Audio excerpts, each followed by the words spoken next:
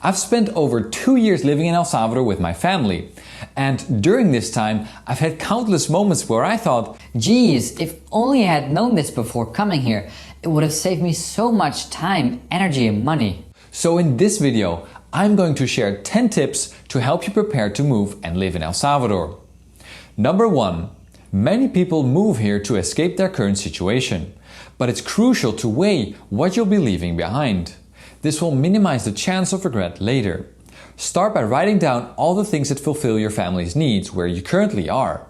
Also create a list of what your perfect living situation would look like. Then research what needs can and cannot be met in El Salvador. Remember, the perfect place doesn't exist. Every place has its pros and cons, so really think about this trade-off and discuss it with your close friends and family. If taxes are the primary reason to come to El Salvador, how strong is this motivation? Are the financial benefits worth the sacrifices you'll have to make? Your motivation is the most important thing to consider before you come here. So before you sell your house, quit your job, and fly down to El Salvador, really take the time to carefully run through your motivations and the trade-offs you'll need to make. Number 2. When I arrived in El Salvador with my family, our son was still a baby. Now that he's a couple of years older, certain things are harder to offer him because we're here. For example, he cannot see our family as often because they are in Europe. Besides, it's more difficult to get children's books here, and also the culture and the environment are just very different.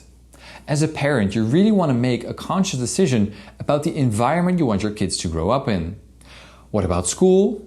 Public, private, or homeschooling? What kind of sports or activities should they do? And will you drive them everywhere, or can they go alone? And what should the neighborhood look like? Many of these things may be very different in El Salvador than what you're used to. After 2 years in El Salvador, I've come to believe children are one of the biggest reasons people don't stay here. It's simply more difficult to offer kids the same quality of life in a developing country. This becomes a bigger issue the older kids are, as they've grown up with certain expectations and then have to deal with a big change when they come to El Salvador. And even though many things may improve over time, your kids are growing up right now. So before you come here with kids, I recommend you carefully consider their needs in advance. Number 3. Central America is generally not a cheap place to live, and El Salvador is no exception. For Canadians and Americans, El Salvador may feel relatively inexpensive, but you get what you pay for. You can live relatively cheaply here if you're willing to accept a lower standard of living. So, what does it look like? On the one hand, high-quality goods are relatively more expensive, whereas labor is more affordable. Whether that trade-off is worth it to you is completely personal. Let's say you need personnel to run your business or to help around the house. Because of the low wages, it's a lot more affordable to hire people here. So, if hiring a personal cook, full-time nanny or driver would drastically improve your life, then this is a definite plus.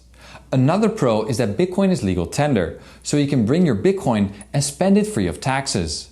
This is a major reason for people to move to El Salvador. And if you do end up coming, whatever your situation, make sure you have enough money. You're probably going to spend more than you think, so either bring at least a year of cash to live off or a steady income stream, and preferably both. Number 4. To get into El Salvador, you can take any flight to the international airport or cross a land border. There are direct flights from many places in North and South America. The only direct flight from Europe is Madrid. You don't need a visa to get in. Upon arrival, you'll get a stamp in your passport from the immigration officer, allowing you to spend 180 days in the country as a tourist before having to leave. We also brought our 2 dogs from Europe. Bringing pets isn't difficult, but it adds some costs, paperwork, and extra time at the airport. If you're serious about living here, I recommend you start by spending at least a full year in the country. A 2-week holiday isn't enough to decide if you could comfortably stay here for a long time.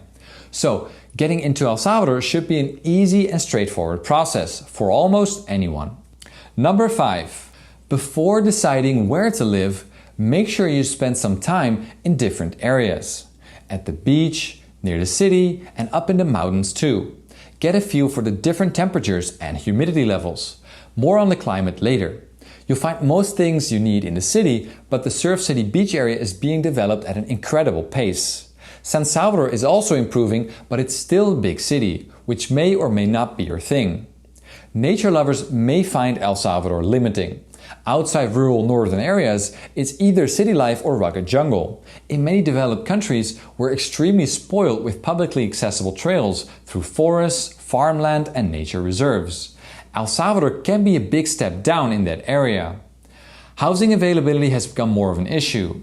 Prices have gone up a lot, and because of the positive change in the country, many homeowners try to extract the maximum amount possible from their property. I recommend you research thoroughly so you don't end up getting taken advantage of. If there's one thing you don't want to overpay on, it should be your home, so try to negotiate hard. And finally, take into account that lower standards for build quality as well as the harsh climate can lead to more leaks, plumbing issues, power cuts, and mold. When my wife and I discovered that we had to trash part of our wardrobe due to mold overgrowth, it wasn't a happy moment. Number 6. Unless you're staying in one area, you'll need a car to get around. You can almost go anywhere, anytime, without worrying about your safety. Start by asking for referrals for a reliable car mechanic. Then hire him to help you buy a car. I recommend you get a newer car with a verifiable maintenance record. Do not try to save money on a used car. Most older cars have a lot of hidden problems and parts can be difficult to get. In hindsight, I would have happily doubled my car budget to save myself the time, stress and money that a cheaper car cost me. Don't forget to get insurance too. Since car insurance isn't required by law, many people drive around uninsured. Because El Salvador is small, you can see most of the country in a short amount of time. I suggest you take some time to really enjoy the different areas, like the Surf City area and Ruta de las Flores. If you're adventurous, visit the national parks and climb the volcanoes. Driving in El Salvador took some time for me to get comfortable with. The traffic can be chaotic and dangerous, but the roads are generally good and rapidly improving. I don't recommend riding a motorcycle here. Unless, of course, you wish to experience a Salvadoran funeral. And when you're getting around, it's nice if you have at least some basic Spanish language skills. So if you can make the effort, it will really pay off. Number 7. Adjusting to local prices is part of the transition. Avoid overpaying to help maintain fair market value. People otherwise become more lazy and greedy. It's okay for prices to rise, but not when it happens so fast because a group of expats overspend, because they mistakenly think everything is cheap. Therefore, for your own sake and that of the Salvadorans, I encourage you to try to get the most value out of each dollar. Ask around what normal prices are. Negotiate. Expect to get your money's worth. You'll help raise standards and force people to be efficient. In the end, everyone benefits if resources are allocated efficiently. To make payments in El Salvador, you can pay in dollars using cash or cards, but more interestingly, you can also pay in Bitcoin. All large businesses accept Bitcoin, but more and more smaller merchants do too. I really recommend you use Bitcoin as much as possible to help familiarize the people of El Salvador with Bitcoin. I could use Bitcoin to pay rent, utility bills, groceries, taxis, and more. A company called Bitrefill lets you pay many local bills online in Bitcoin. Paying in dollars and Bitcoin gives you a lot of flexibility. It means you practically don't need a bank account. And that's great because banks in El Salvador are notoriously bad. They're slow and you have to deal with extreme levels of scrutiny to get anything done. Even though you can certainly find all the basics locally, there will be many times that you're not happy with the price or quality of the products available here. This means you'll often have to import stuff from the United States or elsewhere. Some examples of things we imported are health food products, electronics, children's books, and barefoot shoes. Shipping by air can get expensive for heavier products, and you'll pay import taxes. So if you're moving to El Salvador, it can be smart to have things brought by cargo ship. Number 8. Your first encounter with the Salvadoran government will likely be at the border, where officials are generally friendly and professional.